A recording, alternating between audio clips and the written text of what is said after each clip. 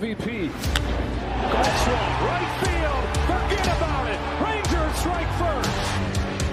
Goes after the first one. Drills a high fly ball. Left center field. This game is tied. From Javier. Seager hits a high fly ball. Deep right field. A bomb into first. Drive. It's tied.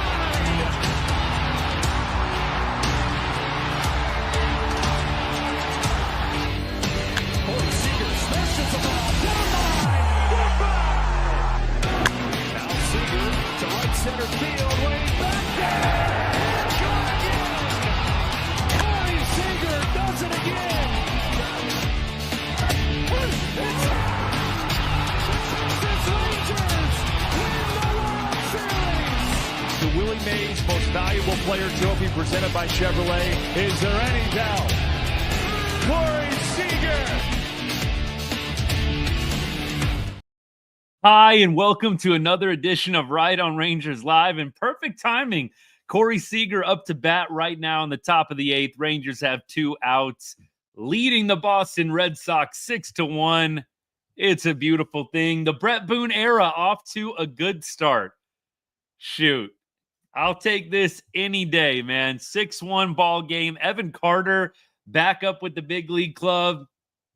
Man, look, to be fair to Donnie Ecker, as they're showing Bret Boone right now on the broadcast, to be fair to Donnie Ecker, they did score 8 runs the game that he got fired. I mean, look, I don't know how much you can really attribute to Bret Boone at this point. It's very nice timing that the Rangers come out with a game like this the day after or a couple days after hiring the former Seattle Mariner All-Star Bret Boone. But look, hard to say what the impact really is at this point, but it's a splashy move. I think we all are excited about a new face.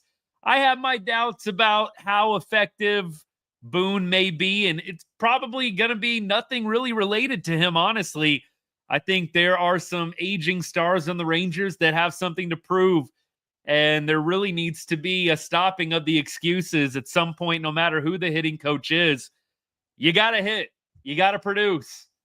So I think that Bret Boone, I'm more interested really, I think, beyond the veterans, the young guys. I'd like to see how some of these young guys progress with Bret Boone as the new hitting coach. I know that there's going to be a focus on guys like Jock Peterson. I know a couple of y'all pointing out Jock's game tonight. It's definitely been a better game, 100%. But I'll say, I definitely am more curious about guys like Wyatt Langford, Evan Carter, Josh Young. How are we going to see some of these guys progress underneath Bret Boone? That's what I'm looking for. But tonight, 6-1. My goodness, the alarms are going off at Fenway Park, by the way. At first, because I got this on mute, I was like, what is going on that we have all these people in the stands using the flash on their phone? Apparently, there's an alarm going off in the stadium right now. Corey Seager grounds out to first base. That's going to end the top of the eighth. So we're going to the bottom of the eighth at this point. Armstrong was the pitcher. I don't know if they're bringing in somebody else or if they're going to leave Armstrong out there for another one. We're going to talk about everything here in just a little bit. Appreciate all y'all hanging out. But first, y'all know the drill here, right on Rangers. We cover everything sports, but we put a big emphasis on all the teams we love from the great state of Texas, including the Rangers, and especially the Rangers during MLB season. Thank you for choosing Right on Rangers for all of your Texas Rangers content. Drop a comment, drop a question in the chat. We're most certainly going to get to it before the night is over with. Got a lot to talk about, and it's a great game to be talking Rangers baseball as they currently lead the Boston Red Sox 6-1, headed to the bottom of the eighth. Derek, I got to say, I do love seeing Evan Carter back in a Rangers uniform. And look, he never left, but you know what I mean. He's been down at Round Rock.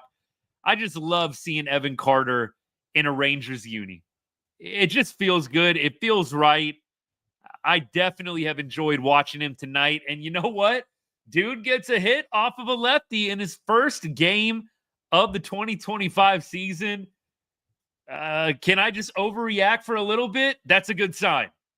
I think that's a really good sign. Evan Carter with his first hit off of a lefty, 2 hits tonight, and the world is healing. I am with you, though, to be completely honest. Look, Nick, I'm with you. Donnie Ecker was a scapegoat. Donnie Ecker was not the problem. Nobody really knows what was going on in the clubhouse with the coaching player relationship there. But being around the game, I don't know everything, y'all. So when I use that phrase, I'm not trying to make it seem like I had this illustrious baseball career, but I played the game, played in college. I've coached the game for a while now, and I got to say this. A hitting coach's impact, definitely something that can be affecting a player, I think, over the course of a season, game to game. I really don't know how valuable a hitting coach really is. At some point, I think that these guys are professional hitters, and you have got to produce, and you have got to get on base, especially based on how much money some of these players are making, especially considering a lot of these guys like Corey Seager have their own swing doctors. They have their own private instructors that are coming around with them, that are FaceTiming them. I just don't really think it's fair to scapegoat Donnie Ecker. I think that there are some people that were out for blood, some fans that just wanted to see a change. I mean, okay, if you just wanted to see a change, wow, nice play by Josh Smith. He just loves those over-the-shoulder catches. Just made that one look easy. Josh Smith catching a ball right on the line in foul territory, going back on one. Nice little over-the-shoulder grab. Josh Smith is the GOAT, man. Dude's going to win probably a utility gold glove and a utility silver slugger this year. What a G. As I was saying, I just don't buy into a lot of the scapegoating of Donnie Ecker, guys. Look, the new voice, I think it might be a thing. Like, it might be something that fires up this team. I really don't think Donnie Ecker forgot how to coach. I don't think Donnie Ecker forgot how to teach hitting. The guy was Baseball America's Coach of the Year. Baseball America's Coach of the Year in 2021. And, of course, he was one of the coaches in our World Series run, too. And here's the last thing I'll say on Donnie Ecker. If you're going to blame Donnie Ecker for Jock Peterson's struggles and Adolis Garcia's struggles, who are you giving credit to for Josh Smith's emergence? Who are you giving credit to for Wyatt Langford's emergence? Who are you giving credit to for for Evan Carter's 2023 run?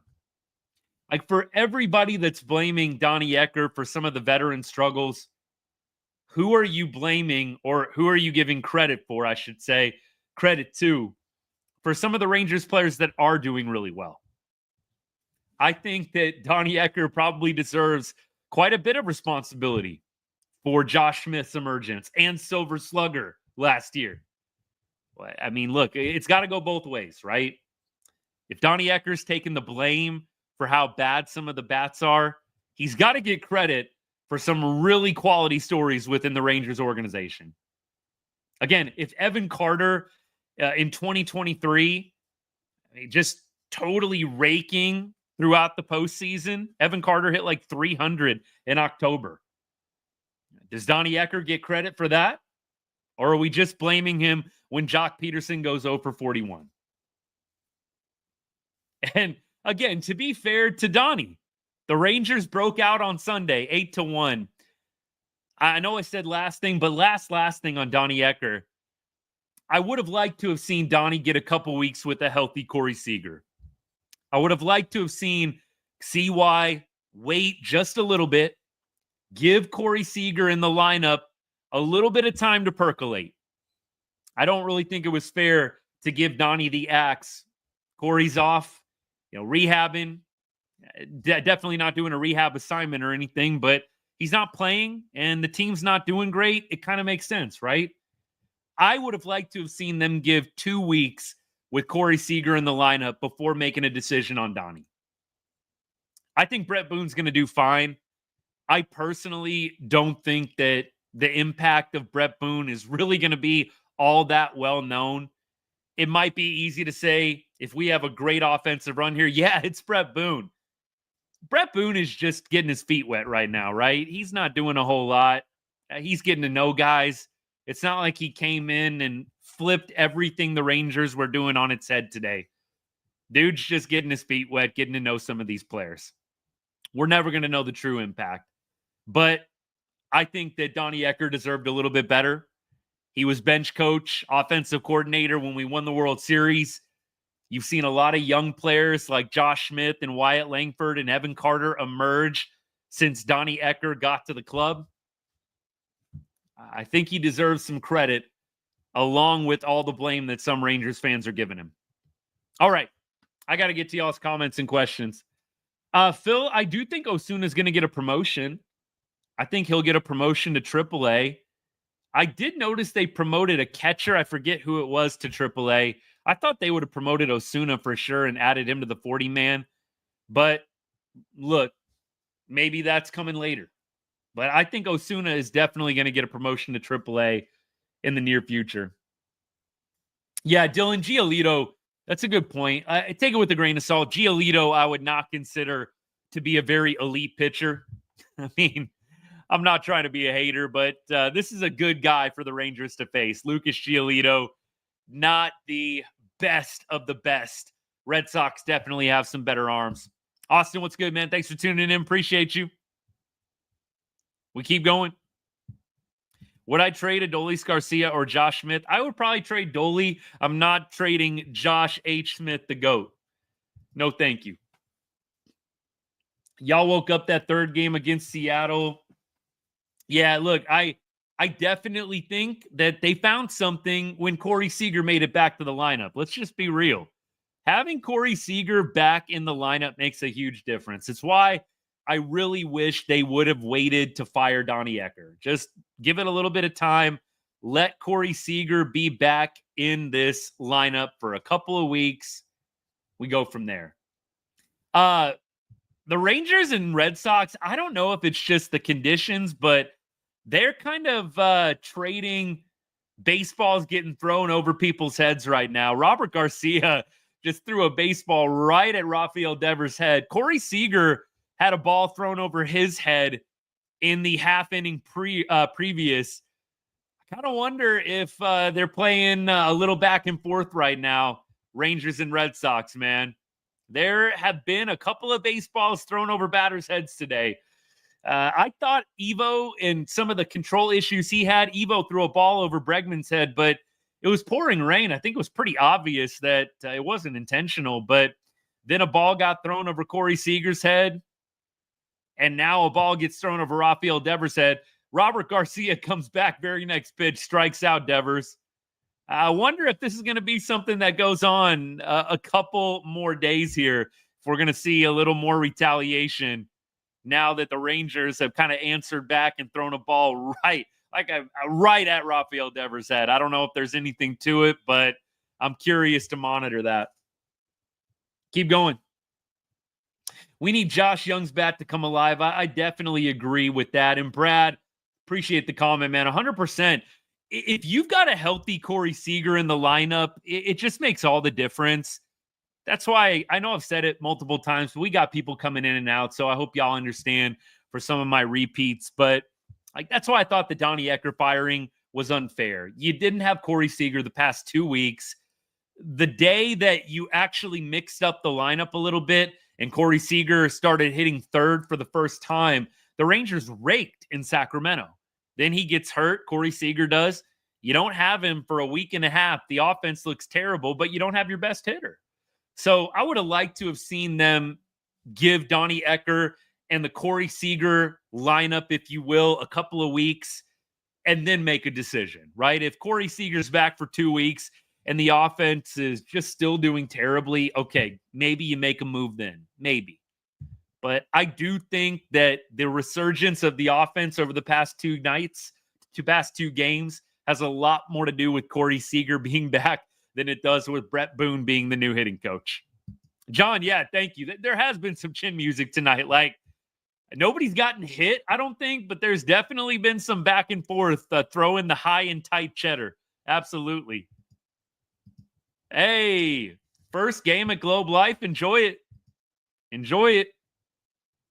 No, I didn't. Is that, James, is that on TV? I haven't been paying a whole lot of attention to the shots into the crowd and away from. I've kind of been doing a couple of things while the game's been on. Watching right now, we've got Blaine Krim up. Blaine is still looking for his first major league hit. Still looking for the first major league hit.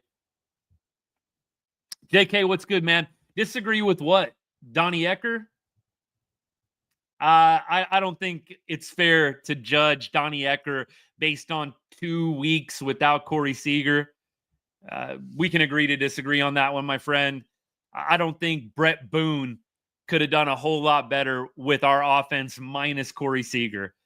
You'll never convince me otherwise. I don't think there's a whole lot of hitting coaches that are going to do a lot better than what we were without our best hitter. And we're never going to know. I've always said Corey Seager, and Brad, you said it already. Corey Seager is kind of the engine that drives the whole thing. It's just not really fair to judge a coach based on what they're doing without the best hitter in the lineup. Keep going. Yeah, I have noticed a lot of Rangers fans.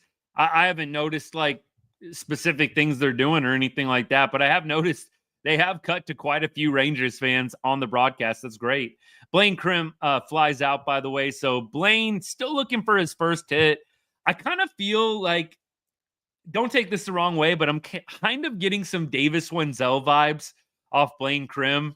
At least the start. I'm not saying the player and they're identical, but I'm saying like Davis Wenzel, I feel like he kind of took a little bit to get that first hit. And it just continued on and on and on. I just hope that doesn't happen for Blaine.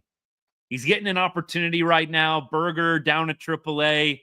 I really wanted to see Blaine Krim just take this opportunity by the horns.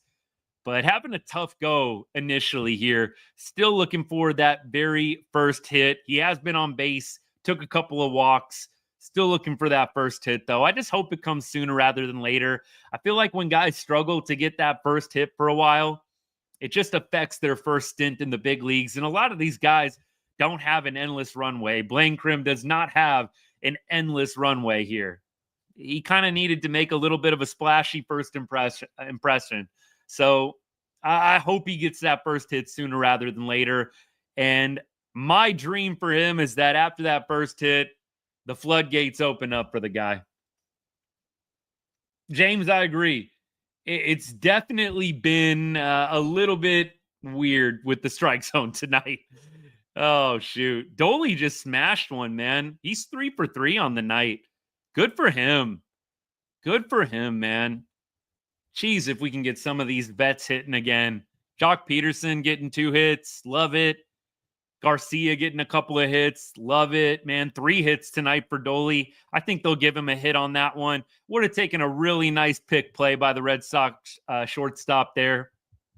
JK, you like that comp? Look, I'm not saying that Blaine Krim is going to go down the road of Davis Wenzel. Davis Wenzel is not even with the organization anymore. I don't wish that on Blaine Krim. I'm just saying, I feel like when Wenzel got his shot, he really started slow, right? Wenzel just really started off super, super slow out the gate. And I feel like it just affected him. I feel like it really got to him a little bit and he started pressing and it just didn't get off to a great start. And I guess what I'm saying is I don't want that for Blaine Krim. Get that first hit out of the way and then maybe the floodgates open up. Is Evan Carter about to get a second hit off a lefty? Oh, my goodness. What a play out in right field, man. I thought Evan was about to get his second hit off a lefty tonight. Evan putting the ball in play, though. That's what I love to see with Evan. You know, there were a lot of strikeouts last year, and I know he has left 4 on base tonight. A lot of strikeouts last year for Evan. I just love seeing him put the ball in play against lefties. He's 2 for 5 tonight. Like I said, just so great seeing Evan Carter back in a Rangers uniform this year. It just feels right. Just feels right, man. Keep going. Appreciate it. Young is the only one to not have a hit tonight. John, let me check that out. Yeah, I think you're right, unless you want to count Blaine Crim's 2 at-bats. So it's Crim and Young that haven't gotten a hit yet tonight. James, totally with you. It's a great sign. Evan Carter getting a hit off a lefty. Yeah, like I said, it just feels right. Doesn't it, Rangers Nation? It just feels right. Evan Carter back in this lineup. I hope so badly that he works out and that he can be an everyday player. I'd love to see Evan Carter in the lineup every day. You guys have heard me rail on this forever, right? I have railed on this for so long. Evan Carter was your top prospect for multiple years. You really want your top prospect to be a platoon player? Like, no. Like, let's get this guy in the lineup every single game. Just give him a long runway. I know we're in win now mode, which makes it hard, right? When you're in win now mode, you want to play the numbers. You want to use analytics. You want to have the best lineup out there every single time. But I don't think you can forget about the development side. You don't want Evan Carter to be a perpetual platoon guy. And if you're not going to give it to him now, the runway to hit against lefties and to kind of find his groove as an everyday player, when are you going to do it? When the Rangers are doing a rebuild in 3 or 4 years? Like, I mean, and I'm not saying that's going to happen. But, you know, when the DeGrom and Evo contracts are up, hopefully Leiter, Rocker take the mantle and we still continue to be a dominant team. But you know what I'm saying? I mean, there's a chance the Rangers are going to have to do some retooling in 3 to 4 years. I don't want that to be the first time Evan Carter gets his shot. I want them to go ahead, bite the bullet, just give EC a shot right now to be an everyday guy. Not saying you can't give him a day off if he's in a bad rut here and there, but I'd like to see them play him every single day. Hit him 7 through 9. If it's a lefty, hit him 8th or 9th. You can hit him a little bit lower when there's a lefty up there, but I just feel like he's so obviously the future. Let the future play every day. Stop the platoon stuff. Keep going. All right, we'll continue on with y'all's comments and questions. I'm going to hop around a little bit. Yeah, I agree. Rocker, definitely a little bit up and down right now. 16 hits, 100%. Awesome to see that many coming from the Rangers today. By the way, infield pop-up here. Bregman retired. Marcus Semien with the catch. 16 hits tonight. You got to love it. You know what's insane? Look at how many the Rangers have left on base. Rangers have left 21 players on base tonight. Oh, my gosh. This score could be a lot worse. Like a lot worse right now. Rangers have left 21 men on base. My goodness. But they're 5 for 13 with runners in scoring position. 5 for 13 with runners in scoring position. All right, then. 21 left on base. Wowza. I don't know what. Let me look at this box score. This box score is tripping me out. I'm going up like where it says all the batters and it says 21. And then when it says team left on base, it says 10. I don't know what to think. Yeah, it says 10, but then, Holly, if you go, like, at least I'm looking on MLB right now, it says 21 left on base. If you go up and look at all the individual batters and the totals there, then I read down in the fine print and it says 10. Maybe it's just 10. Whatever. Either way, whether it's 10 or 21, it's probably more likely 10. That feels a little bit more normal. It says that Carter, Heim, and Young all have 4, 4, and 3 left on base. Seager has 5 left on base. I don't know what to believe. Either way, the point remains. The score could be a lot worse right now. It could be probably 9-10 to 1 at this point. Chris Martin, 2 quick outs, and Ranger killer Wilyer Abreu is up. Hopefully the Rangers can retire here and we can walk out happy. A little jam shot. Of course it falls in between Seager and Langford.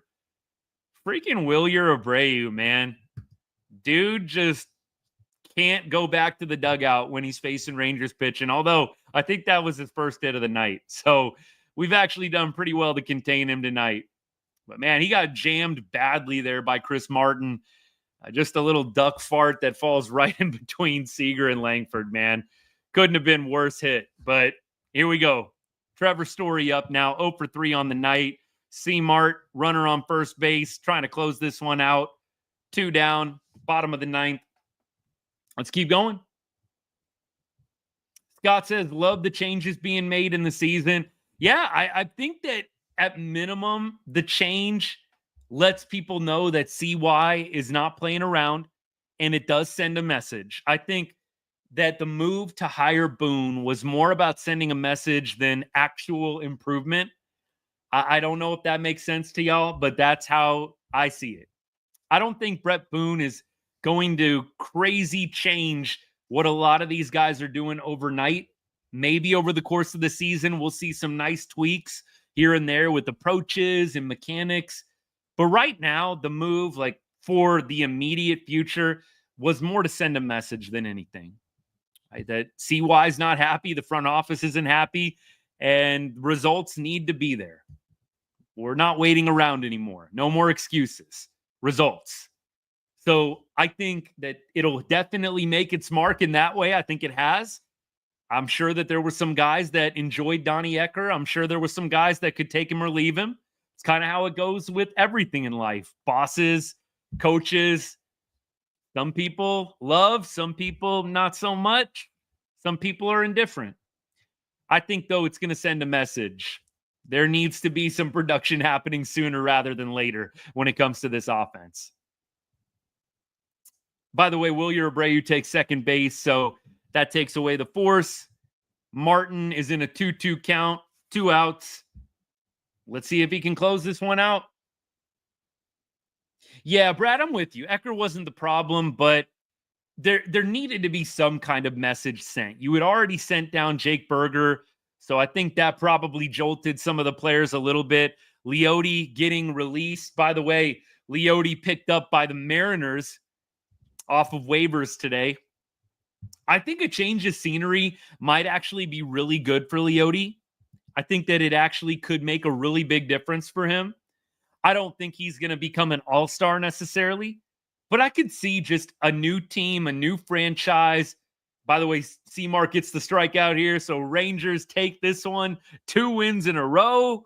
Let's go. Love it. Absolutely love it. Bret Boone's first game as Rangers hitting coach ends in a W. Love it. As I was saying, though, with Leody, I do think that a change of scenery will work for him. I think he'll definitely benefit from it. Don't know if he's going to be a whole lot better, but I think that we all ought to wish him well and appreciate some of the good moments. We were hard on Leody. We definitely would give it to him. And more often than not, over the past 2 seasons, some of the gaffes out in the field, the mental mistakes, and then the struggles up at the plate. But he had some big moments as a Ranger. I don't think we can forget his home run off of Verlander in the ALCS. How could we forget the home run rob of Yordan Alvarez in the ALCS as well? There's a lot of positive Leody moments. He's made some great plays. He's got some highlight reel catches. And he had a lot of the tools that you want to see in a franchise cornerstone type player. He has some pop, wheels. He was known for having a pretty good glove for the longest time. I think that reputation has trailed off a little bit of late. But he always had the tools, I felt like, to be a solid player. But Bruce Bochy put it well. The focus with Leody was always kind of an issue. Bruce actually said that after one of the games where Leody had made an error. I think it was after the Sacramento game where he wasn't able to field the ground ball and they came all the way around from first and tied the game. I think after that game, he just talked about Leody's focus. And I feel like that was a perfect way to describe it. It's like he's got all the tools, but the focus just isn't there. You would see mental lapses, poor approaches up at the plate and on the base pass. Remember last year, he was getting like picked off multiple times, just dumb stuff. So I really do hope a change of scenery is good for him. Really do hope so. Pat, stop trying to make me love Leody. I will forget everything about him. There are definitely some people that are on that page. Look, I'm not the biggest Leody fan myself, but I do wish him the best.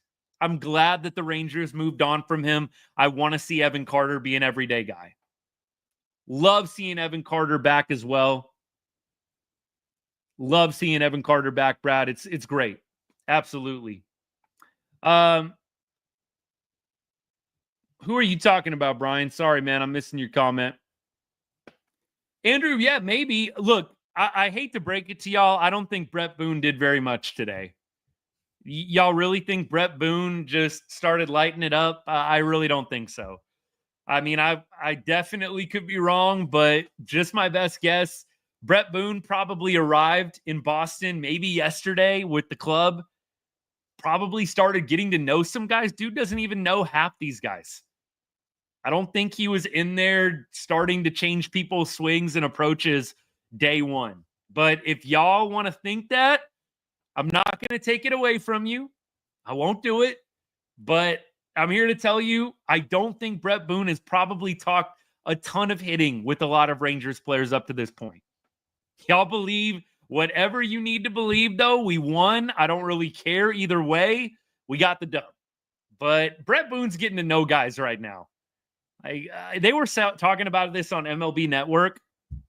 They were talking about how when you're a hitting coach, a lot of what you do is sports psychologist stuff, man. You're trying to get guys to relax, to not overthink. You're doing some tweaks mechanically and with approach, but it was Sean Casey on MLB Network who was basically saying in so many words, so much of what you do is the mental side. Just getting guys to ease up a little bit, to not overthink, all those things. And so I don't think Bret Boone did a whole lot in regards to mechanics or approach today. Dude's probably just rebuilding rapport and getting to know some of these guys. He doesn't even know half these guys on the Rangers from Adam. He knows Bruce Bochy from obviously his time playing with the Padres when Bochy was the coach over there. But Boone, don't think he contributed a whole lot to this dub. I hate to burst all y'all's bubble. I know I've got some people that are on my page right now in the chat. I don't want to be Mr. Negative and, pissing people's Cheerios, but that is most likely the reality here. That being said, long term, I think Boone could definitely have a positive impact on the bats overall.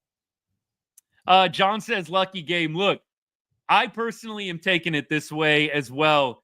I need to see consistency, right? No, John, I actually kind of agree with you. Like, Giolito is not the guy that you have success off, and then, you go, we're back. Giolito is not the guy to do that against. Like, if we do this against one of their aces, I don't even know if we face all of their aces or all their best pitchers in this series. I would just say, let's be excited about the win. Like, I'm not going to at all be upset about a W. Like, anytime we get one, celebrate it, but let's keep it in context. Lucas Giolito is not exactly Garrett Crochet. If we do this off Garrett Crochet, if we see Crochet, I don't know if we do see Crochet or not. Maybe one of y'all can help me out with that. Do we face Garrett Crochet in this series? If we do this to Crochet, I think that you can probably toot the horn a little bit louder. Until then, I'm just going to hope that we can continue to score more than 2 or 3 runs a game. Give me 4 or more. I don't need 6, 7, 8. I just want 4 or more runs a game. The Rangers seem to win ball games when that happens. I think they've only lost 1 game when they've scored 4 or more runs. We keep going. That rain was brutal. I was actually really surprised they didn't call. I was really surprised that they didn't at least call a delay. In that first couple of innings there, it seemed like it was coming down. Evo was struggling with the grip. I don't know. No Crochet this series. That's good for Rangers. That's good for Rangers players. I mean, look, the Rangers, I wouldn't say have gotten dominated by Garrett Crochet. I wouldn't say that it's gone the other way either. But still, I consider Garrett Crochet one of the better pitchers in the game. Glad that we get to miss him.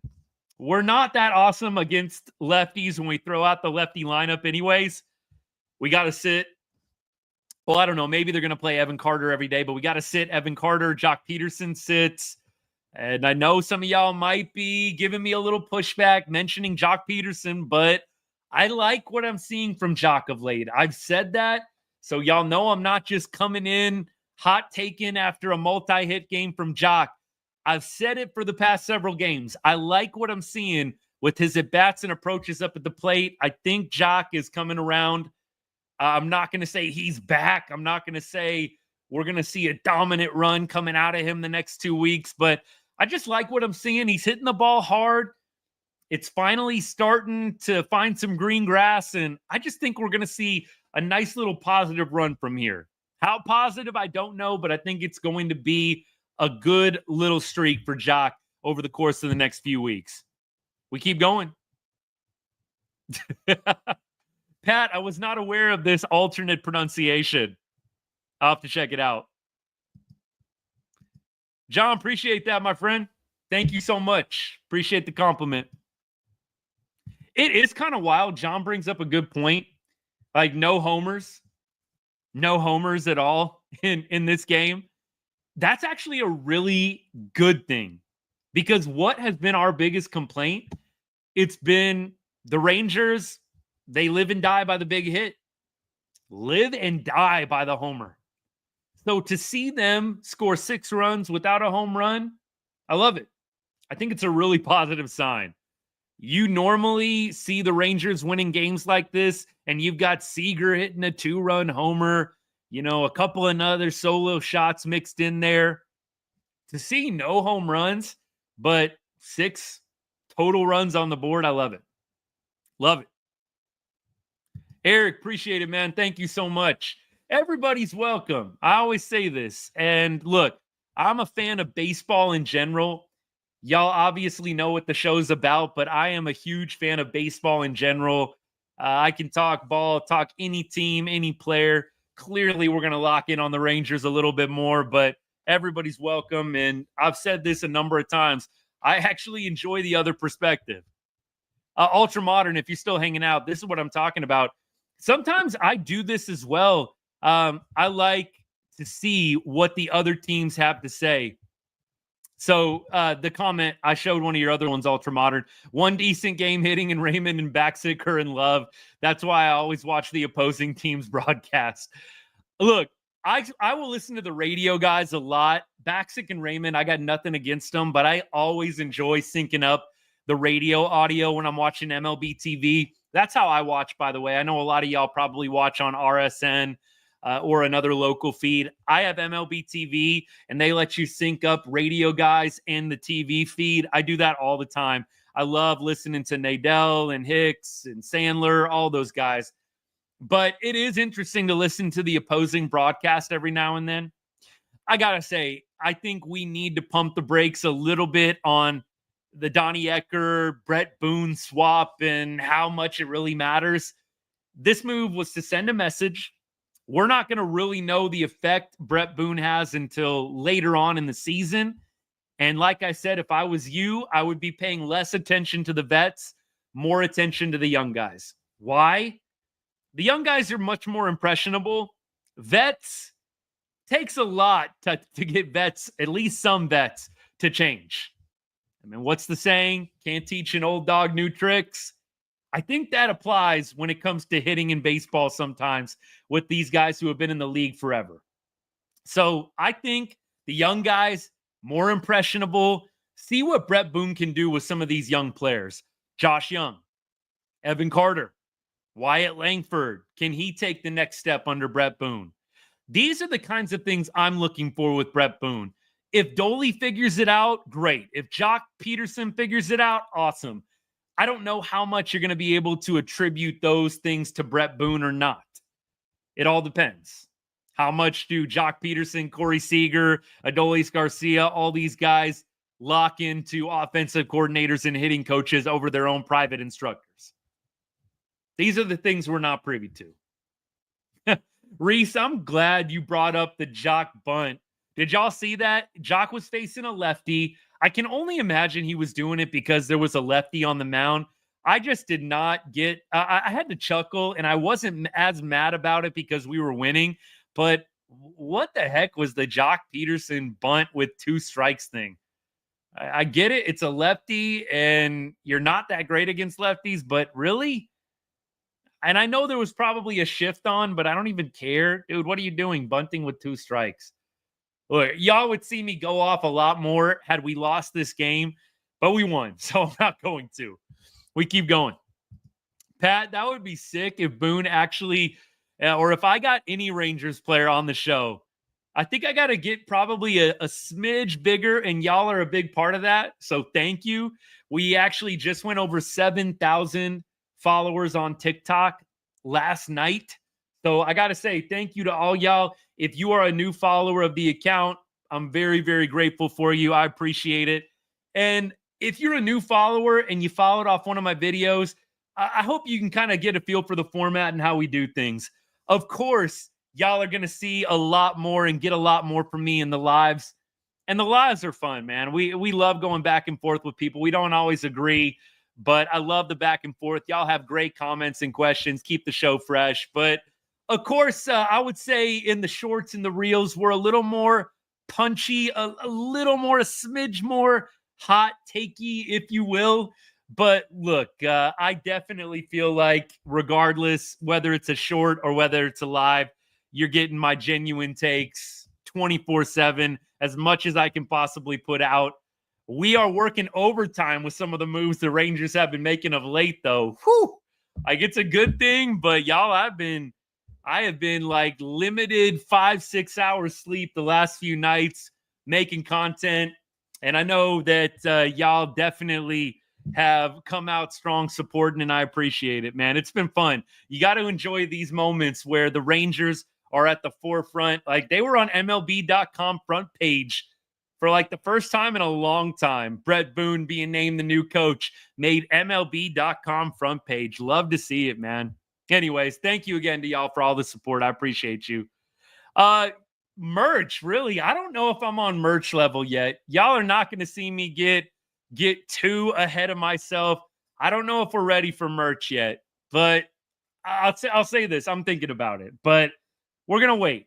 That would be sick, though. I would love to get out some merch right on Rangers. That would be awesome. I've got some ideas. I'll say that, but we're going to stay humble for now. It will wait on the merch, but maybe down the line. I'm leaving the door open. We keep going. John says, if there was one player in free agency that you would want for the Rangers, who would it be realistically? Like next year? Well, I'd love for us to go get Ryan Helsley, but I'm pretty sure he is going to be a crazy price. Ryan Helsley's a free agent next year. And look, I'd have to look at the rest of the guys.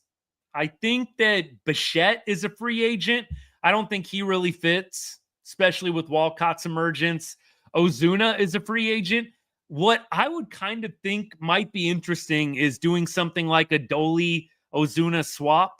I don't know if Adolis is going to be able to ever get back to 2023. I hope I'm wrong, but I have my doubts. Could you sign a guy like Marcell Ozuna to a short-term deal, lucrative but short-term, have him be kind of your DH? I don't think you want him playing out in the field, but those are the kinds of guys I'm looking at. I don't know. I'd have to look at the whole entire list, the free agent class of 2025, 26, but not sure. Let me get back to you on that one. We'll definitely start talking free agency as it gets closer and closer. All right, let me get to TikTok here. Kyle Tucker, look, that's a given, Hard Chuck. Kyle Tucker is a given.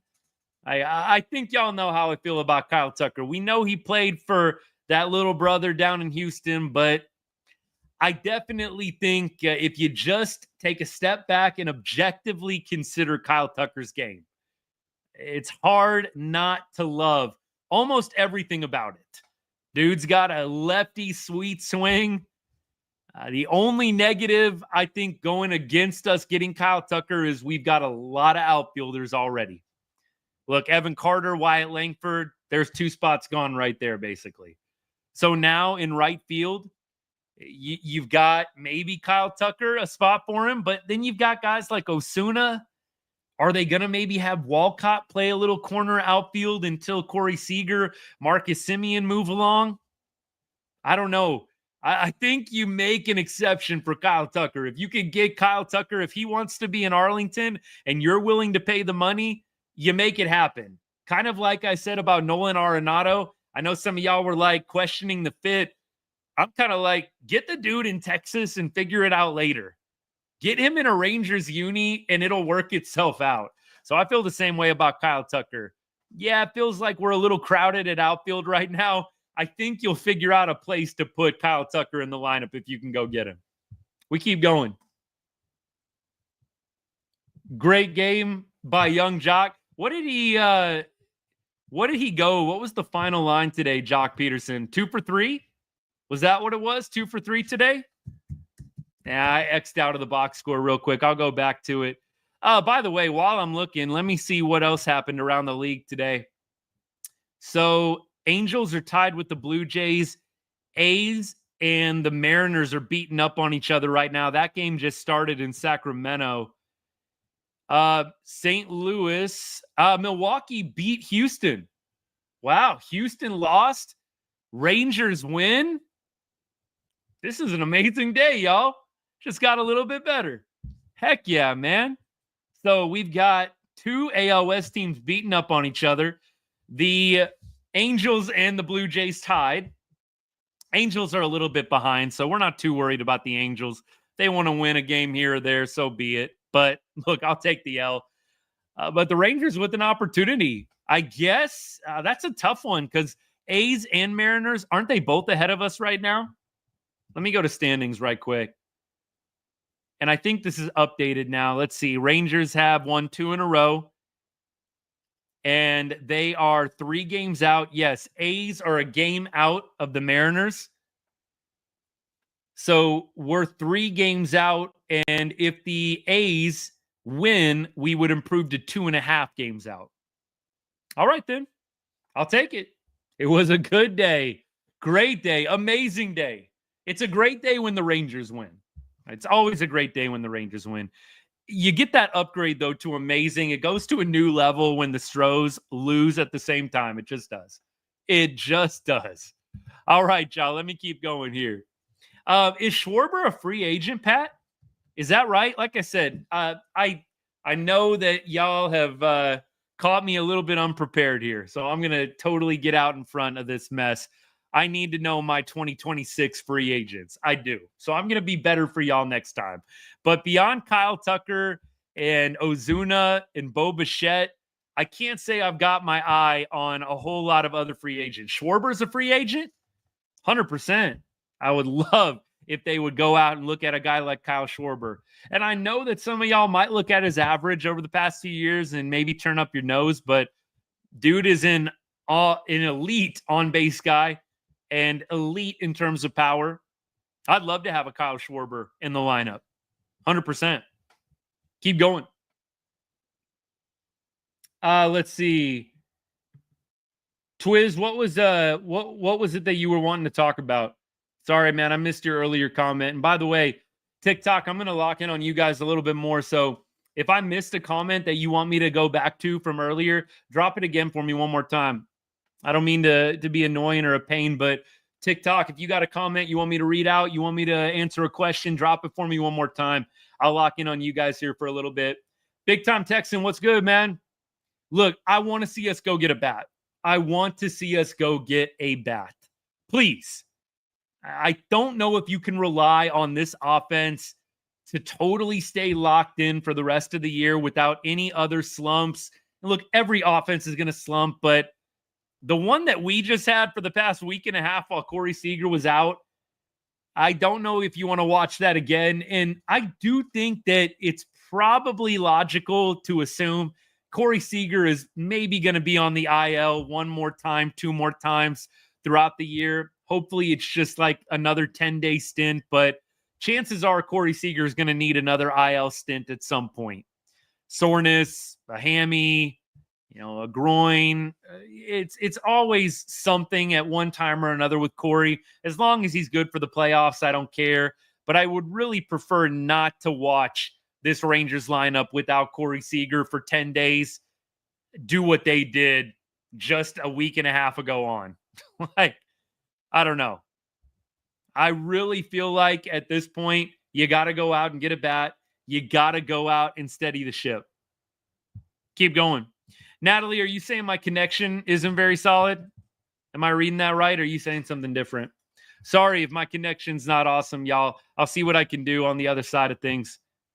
Maybe I got too much going on my PC where I'm streaming, but let me know if the connection's not great.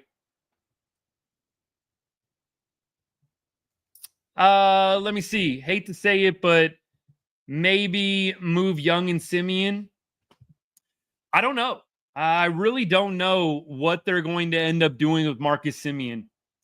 Marcus Simeon to me is an interesting case.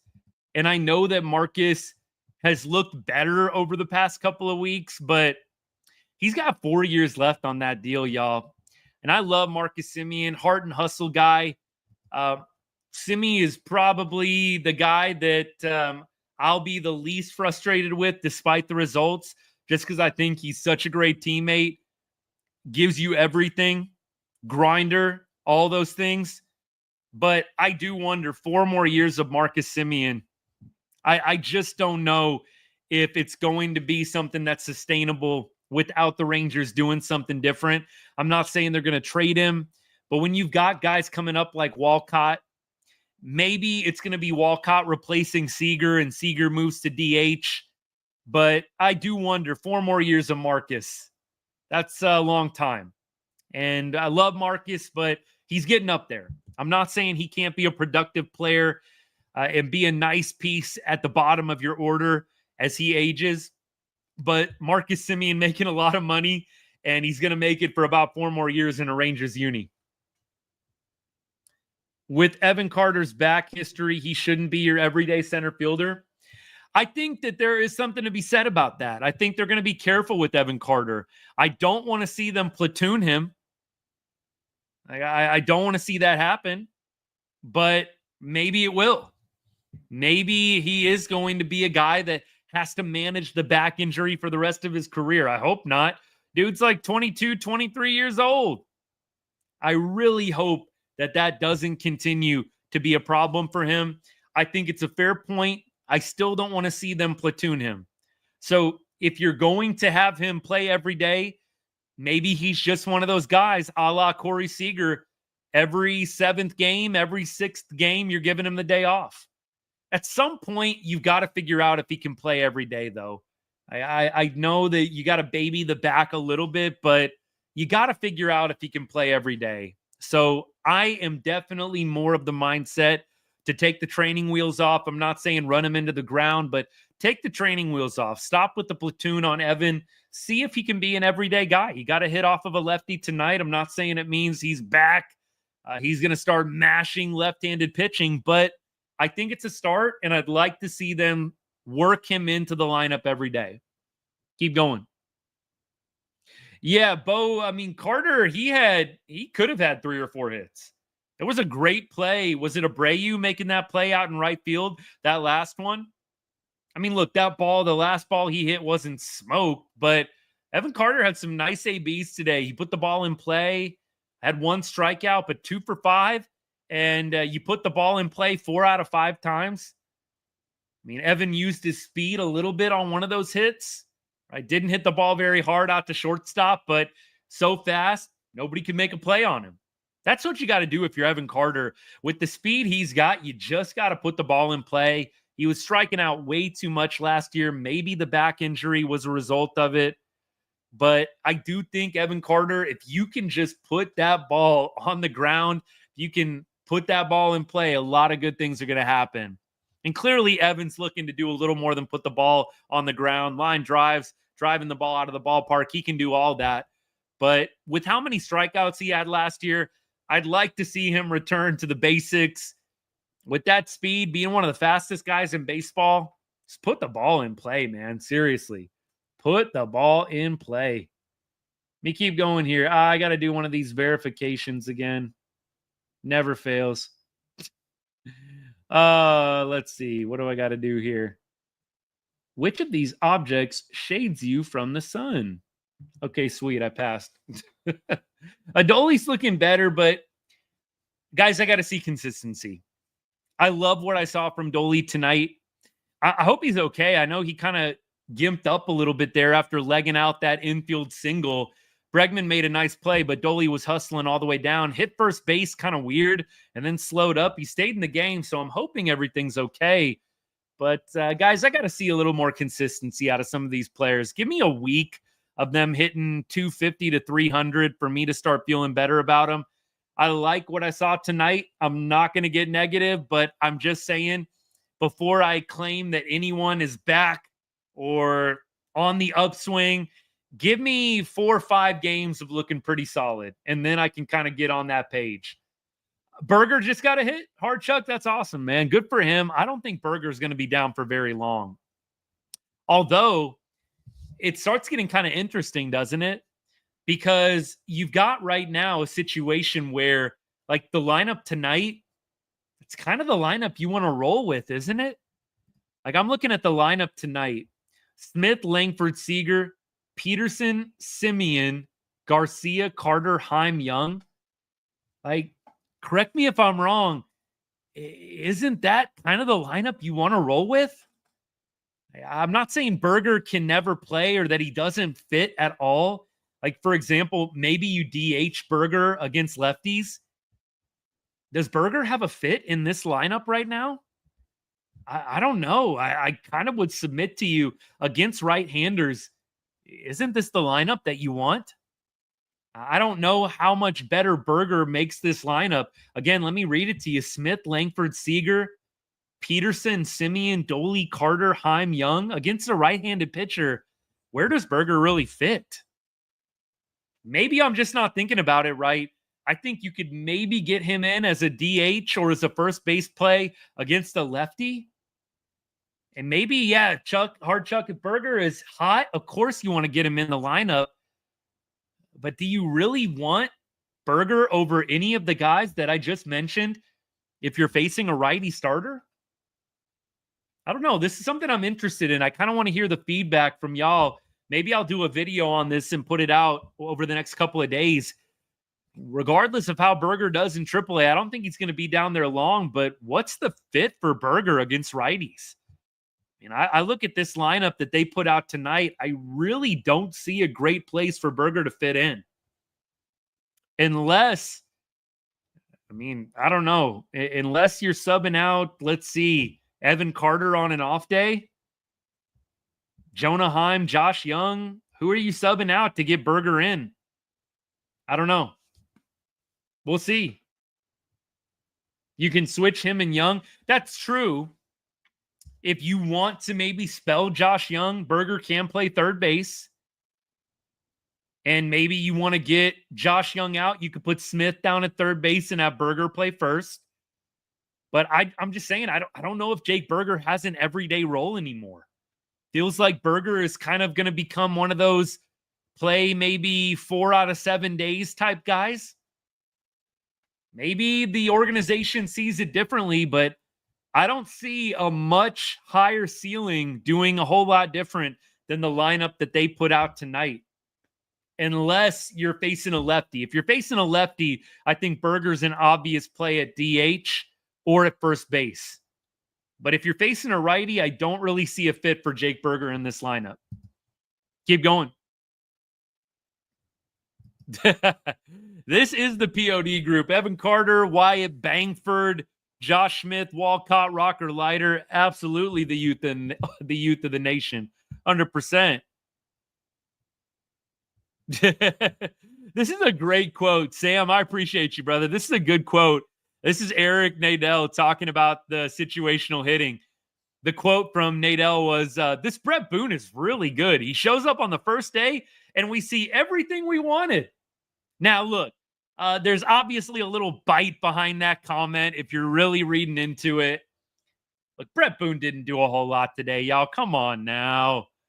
I don't want to do another Bret Boone video, But all of y'all that are gassing up the Bret Boone move, like he did a whole bunch today and just totally flipped this thing on its head. Come on. Like, I think Bret Boone hire is nice, but let's be real. The dude got to know people today. He got to know people today. He didn't go and start ruining people's swings and changing it, flipping it all upside down. Nadell is a national treasure. He's a national treasure. Was he serious though, Sam? He was serious? I cannot believe that he would seriously say that. Like, I would think there was a little bit of humor behind that. Like, come on now. Pump the brakes a little bit. But like, I'm not saying that Booney had zero impact on the game today, but I don't think it was over 50% impact. Let me put it to you that way. Hey, look, it's a start. But like I said to start the show, they did score 8 runs on Sunday. They did score 8 on Sunday when Donnie Ecker was still employed. So they only scored 6 today. Maybe they ought to have stuck with Ecker. They scored 8 on Sunday. Only 6 today? Come on now. I'm just saying. I mean, this is the kind of stuff we talk about, right? It definitely isn't all Boone. Booney, I think, is going to be a nice little addition. Again, judge his job and what he's doing with the team off the young guys, in my opinion. Can he teach a couple of the old dogs some new tricks? Maybe. I'm more interested to see how is Boone going to impact the young bats. That's what I'm saying, Sam. We scored 8 with Donnie on Sunday. Bret Boone's got us down to 6 right now. What are we doing? I love y'all. I'm just messing with you. I'd rather have Berger on the bench as well than Krim. I don't think Krim is going to stick around. Berger is probably going to be the swap for Krim. And then I think Berger's turning into a platoon player. I really do, y'all. Not that this is breaking news, but that's what I see Jake Berger turning into when he comes back. He probably replaces Krim. And then you probably see him only really play against lefty starters. That's my best guess.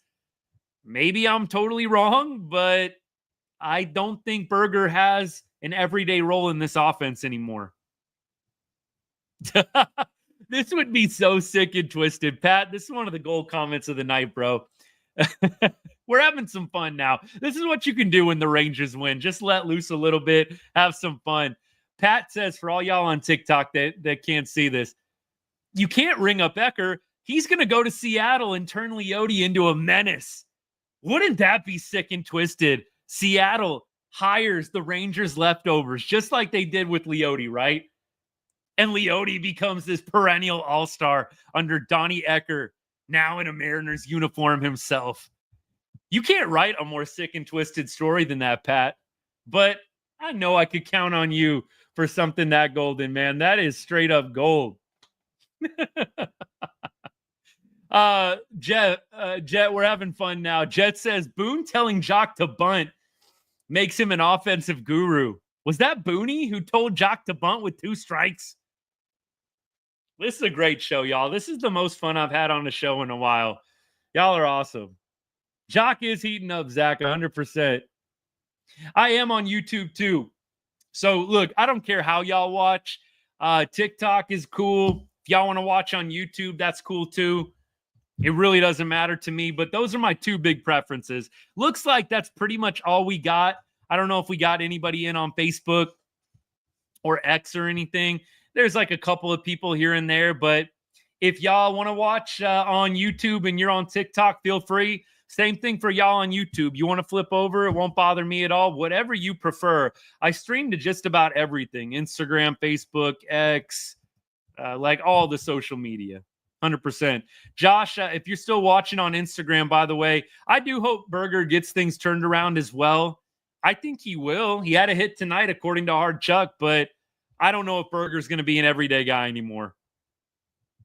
I do think, Sam, I'm not going to be shocked in the slightest. The comment is Leody's going to mash on us the next time we play. Guys, that's how it goes. whenever a former Ranger plays against us, it feels like, or pitches against us, always feels like it's like career game incoming. Every single time we face a former player. Didn't Mitch Garver have like 2 hits off of us over the weekend in the game that he started? I just count on it, so I'm not disappointed. If we play a former Ranger, he's probably going to kill it against us, whether he's a hitter or a pitcher. I do think realistically this probably is a decent comp. I think Leody might have a little bit of a resurgence in Seattle, maybe a little bit of an uptick in production. Change of scenery, I think, will be good for Leody. I don't think he's going to turn into Jurickson Profar and become an all-star. If he does, whoa. I would be floored and a little bit disappointed. I might be able to get a little bit more on the fire Donnie Ecker train if Leody goes away to Seattle and becomes an all-star. That might get me a little bit more on the Donnie Ecker hate train. But beyond Leody becoming an all-star, I don't know that I'll ever get on that train. Ultra Modern, the comment says, he's just got to roid up like Profar did. That's what he's got to do. Profar, man, you do wonder with Profar, how long was Profar doing the roids? Like, was that truly resurgence? Like, you redid your swing and found success? Or was that dude just doing roids the whole time? I don't know. I think maybe it was when he got to San Diego. Who knows, right? Who knows? But seriously, it feels like that is probably what it would take for Leody to get to that level. I'm not saying it's impossible for him to do it clean and free of any aid in terms of PEDs, but I'm not super hopeful Leody's going to become an all-star out of nowhere. This will be the Donnie Ecker game. 15 hits and 6 runs. Look, I'm telling y'all, Donnie Ecker, we put up 8 runs on Sunday. Now only 6. What the heck's going on? How did Bret in one day convince the boys to get going? Oh, I hope y'all are just having fun with me. Come on now. I do think sending the message, firing Ecker probably jolted some guys. I will say that. I think it probably did jolt some guys and maybe get some guys going a little bit. Who knows? I do think that this was about optics. This was about sending a message more so than anything else. Long-term, maybe Boone is an excellent hitting coach. Watch the young guys, judge Boone off of what he can do with our young talent. But in terms of the short term, Boone's getting to know these guys. Like they said on MLB Network earlier today, if you were watching when they talked about this Donnie Ecker, Bret Boone move, so much of what you do as a hitting coach is you're a sports psychologist. You're a mental health guy. You're trying to get these guys out of their own heads. Just relax up there. Don't overthink. You're giving them the analytics and the tools, but you're helping them to not go up there and be too much in their head. It's a very fine line. Like that to me, I think is more what you're getting out of some of these hitting coaches than anything. The Mariners could invest in some trash cans. That might help Leody. That might help as well. We keep going. Appreciate y'all. What do I think of Boone as the new hitting coach? It's splashy. Boone obviously had some success, although I wasn't catching on at first, but when I put out the Boone video, some people were commenting roids, and I was like, what? Roids? Why would anybody be commenting roids on a Bret Boone video? And I looked it up, and I don't think it's ever been proven, but I think Boone was accused by Jose Canseco of doing roids. Jose Canseco, in the book that he put out, 20 years ago, where he was kind of ratting on everybody. Y'all remember that book Jose put out? And apparently in the book, right? This is how Jose Canseco put it. In Jose Canseco's book, you had Boone and Canseco having a conversation during the time when Boone had like his 3 best years as a big leaguer in Seattle. And apparently Canseco got the admission from Boone that Boone was taking something a little bit extra. So I do think there's a large contingency of people that believe that. I'm not saying that Bret Boone was trash without the roids or without any PEDs. And of course, it's not proven that he took PEDs. But there is a pretty strong faction of people that do believe he did. And that his little 3-year period where he was just off the charts better than any other year in his career. I don't know. Ultramodern, I do think you look at that 2001 season. By the way, just for fun, let's look up the 2001 season for Bret Boone.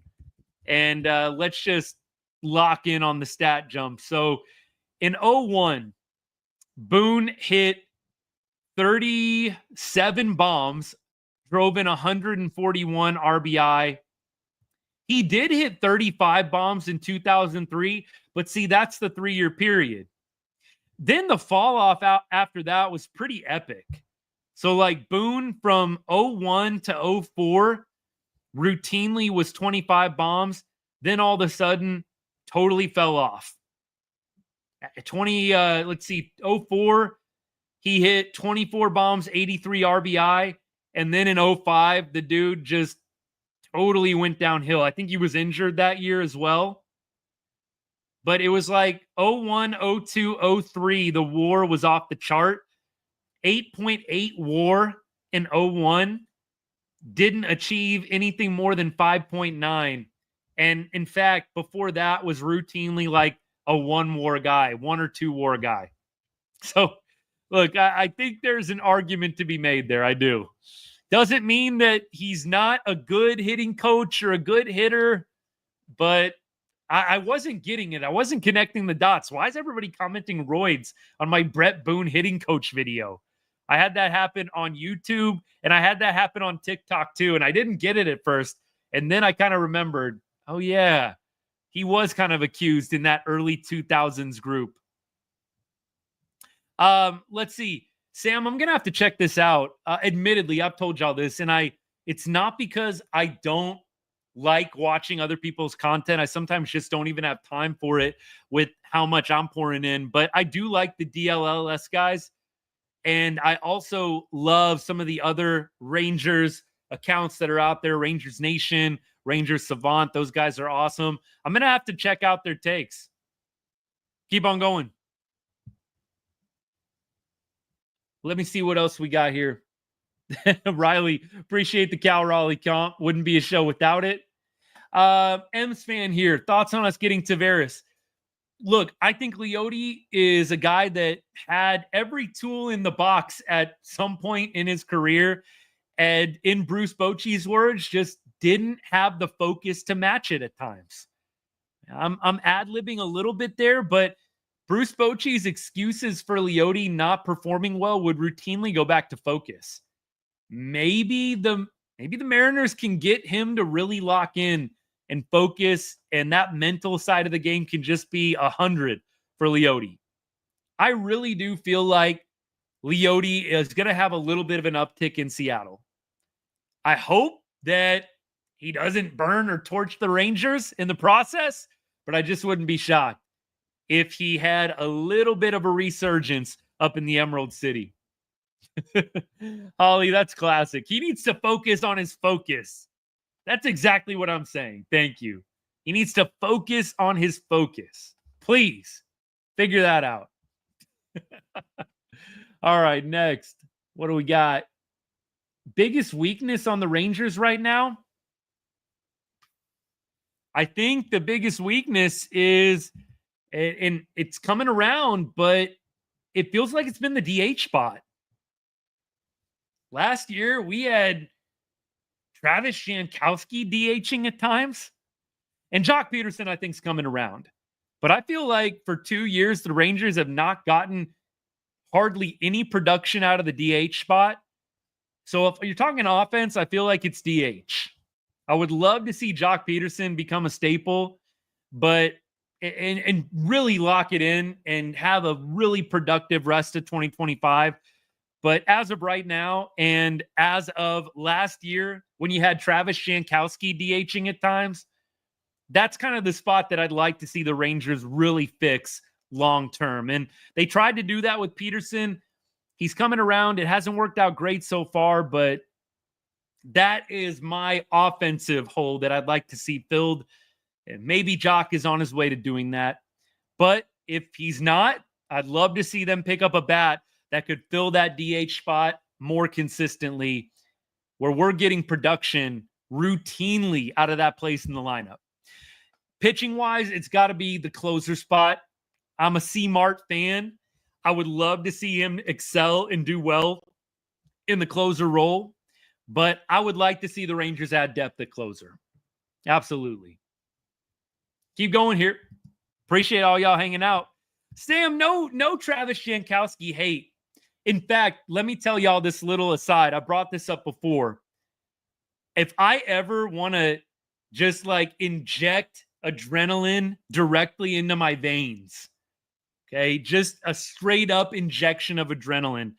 If it's like kind of a boring day, a slow day at work, I go and I watch Travis Jankowski robbing the home run in Chicago to save the game. What was it, last August? If you ever want to just get jacked up during your workday, like seriously, watch that Travis Jankowski highlight reel catch where he robs. Who was it that he robbed? I've got his name on the tip of my tongue, man. I can see him in my head. I cannot remember the name right now. It's going to come to me eventually. Watch him rob that home run to save the game last August against Chicago, against the White Sox. I love me some El Blondie. Travis Jankowski, legend, man. Legend. We keep going. Appreciate all y'all. Robert Garcia for closer. Definitely could see that. Absolutely. Would love to have Robert Garcia continue to be a main staple in the bullpen, especially at the back end. I still want to see depth get added. Add another closer, add another guy that can really lock things down at the back end. Sam, I'm with you. Jankowski just was one of those players that did the little things right. You could count on him to not screw the game up from a mental perspective. Like he was going to make the right throws, the right reads. He was going to be smart on the base paths. He was going to have pretty solid at bats. You could really just count on Janko to be just 100 when it came to the focus, which is why a lot of us wanted to see him over Leody at times last year, right? We thought to ourselves, at least you're getting a focused guy that's not going to cost you the game in stupid ways. Vaughn, thank you. Andrew Vaughn, thank you so much. I on the tip of my tongue, Andrew Vaughn. Again, inject that play directly into my veins whenever I'm having a tough day or a slow day. The Rob is awesome. I'm going to go watch that play again after this live just because. That play, I love everything about it. Dave Raymond's call, I think, was electric. Because, you know, sometimes the announcers, they can ruin those calls. You know what I mean? Like, it's a great play, but then you get some weird or weak call. I love Dave Raymond's call on that play. It's one of those where the play and the energy and the call all combine for this epic moment. I love it. I'm about to go watch it right after this live is over. Do I like the new hitting coach? I do like the new hitting coach. I'm a little bit unconvinced that it's going to make a huge difference, but I hope to be wrong. Berger, I think, is going to be back up soon, Austin, but I don't know if he's an everyday guy anymore. Look at the lineup today. Who do you want Berger replacing in the lineup today? None of y'all really chimed in on that, and I'm not saying that aggressively, but none of y'all really chimed in on that. Does that mean we all agree? I mean, who are you subbing in for Berger if you go up and down the lineup today? There's nobody that I want out of the lineup. And I mean, you got to obviously have some constraints with positions, right? Berger's only going to DH, play first base or third base. I guess if Josh Young is struggling, like we talked about, you maybe occasionally sub out Young. Or if Josh Smith needs to give somebody else on the left side or the right side of the infield a breather, you go that route. But there's nobody right now, y'all. Nobody. All right. I do think, Sam, you might be right on this. I do think you might be right. He might be a trade chip. I mean, look, Berger, first baseman, definitely improving the glove over there, but I just don't know who you really want in the lineup over Berger. And honestly, with Jock Peterson taking reps at first base, you got Smith and Peterson able to play first. Dustin Harris can play first too. Berger might be on the outside looking in, only getting 3 or 4 starts a week.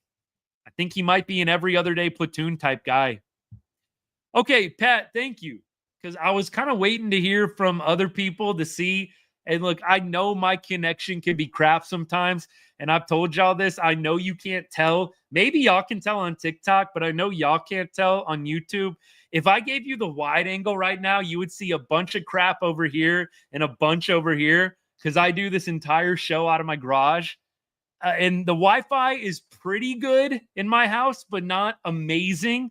I don't have a wired connection. That's kind of my next phase. So I don't have any issues with uploading my streams. But I'm making do right now. So I'm glad that at least for some people, this connection's solid. That's not to say it couldn't still be me, but I'm glad it's working out for some. All right. Y'all, I got to get off here soon. We gotta get to tomorrow's game here. And that doesn't mean I won't take all y'all's comments to the bitter end, but I got to preview tomorrow's game and then wind this sucker down. So tomorrow, Tyler Mahle versus Tanner Houck. Houck has been a guy that's gotten off to a rough start in 2025. He's got a 6.38 ERA, has not won a game yet. And wins are not everything in baseball, but it is something. Last start out, though, he was pretty dominant against the Blue Jays. He went 7 strong innings, 1 earned run, 6 Ks. However, against Cleveland, the timeout before that, 5 innings, 8 hits, 4 earned runs. So Tanner Houck, I think, solid pitcher. Rangers have hit him fairly well in their career. Let me give you a few highlights. Jonah Heim, 4 for 7 with 3 bombs. You think Jonah Heim is going to be locked in tomorrow? You might want to get to the counter and push some Jonah Heim prop bets tomorrow. 4 for 7 with 3 bombs. Mamma mia. Let's see. Wyatt Langford, 2 for 6. Josh Smith, 2 for 6. Adolis Garcia. These are godlike numbers. 4 for 8, 2 bombs. 2042 OPS. Adolis. Might we continue to see him hit well against Tanner Houck tomorrow? Now on the other side, Tyler Mahle. There's a few guys in the lineup that you got to look out for. Alex Bregman, 4 for 10. Bregman's having a good year so far with the Red Sox, hitting over 300. He's already a guy you got to look out for. Wilyer Abreu, Ranger killer, 2 for 3. Then you've got one other guy that has legitimate at-bats against him. Trevor Story, who's 2 for 16. Mahle has pretty much dominated everybody else in this lineup, albeit a small sample size. Only Bregman and Story have double-digit at-bats against Tyler Mahle. Mahle with a 1.19 ERA, 3-1 record, 32 Ks, and Tyler Mahle 32 Ks in how many innings pitched? 37? Not bad. 0.98 whip, averaging less than a base runner an inning. I like the Rangers' chances tomorrow. And y'all don't hear me say that every day. And I don't think I've jinxed them too badly. I don't think that me saying I like the chances is a jinx. I'm just throwing that out there. But I'll knock on wood anyways. We knocked on wood, so it's not my fault if it doesn't go according to plan. But I like the Rangers' chances. Tyler Mahle pitched well against a lot of the Red Sox lineup. Hopefully we get another win. That's the plan. I will not do a live before the game tomorrow. All my lives are post-game / during game. So I'll probably be live after the game tomorrow or during the 8th and the 9th inning. I kind of like going live in the 7th, 8th, 9th. So we'll see what happens. But I will say maybe a short vid out at some point during the afternoon, but usually won't do lives before the game. I hope the boys get the offense going. This team would really be a lot of fun if this offense could consistently score runs, because like you just said, that pitching deserves better. They do. 100%. Appreciate all the follows. Do me a favor right quick before we end the show. If you are watching, you liked what you see, you like talking ball, maybe you're not a Rangers fan, maybe you're a diehard, but you've enjoyed hanging out, hit that follow or subscribe button, please. I would love that. Let's keep growing this good group of people we got talking ball, talking Rangers baseball. I would greatly appreciate it. And you know what? If you know somebody that's a diehard, you know someone that loves talking Rangers, or you know someone that's maybe a Rangers hater that needs a little fuel for their fire sometimes, you know what? Send them one of my videos. Share the live with them right quick. Let's keep getting this group of people bigger and bigger. The more the merrier. We make time for everybody. I think y'all have seen me stay consistent with that. So I'm grateful for your support. It means a lot to me. And we're going to be back tomorrow. We're back, rain or shine, win or loss. You know how it goes. The real ones know. That's all about being a fan. We don't stay off the lives when the Rangers take an L. We get on, we man up, we talk about it, little group therapy session, and the sun rises tomorrow. But the Rangers win tonight. The Astros lose. It's an amazing day. Great time to be a Rangers fan. The Bret Boone era is upon us. We'll see what happens. Hope springs eternal when you make a change like this. Hope the good vibes can continue to last. Y'all have kept them up well on the show tonight. Thank you again. And I hope y'all have a great rest of your Tuesday night and a good week ahead. Come hang out tomorrow. Would love to see y'all tomorrow. Check it out on your phone, computer, laptop, whatever you're watching on in the 8th or the 9th inning. And we'll do our usual breakdown and hangout sesh. Love y'all. Hope you have a great rest of the day. And as I always say to end every show, God bless and go Rangers.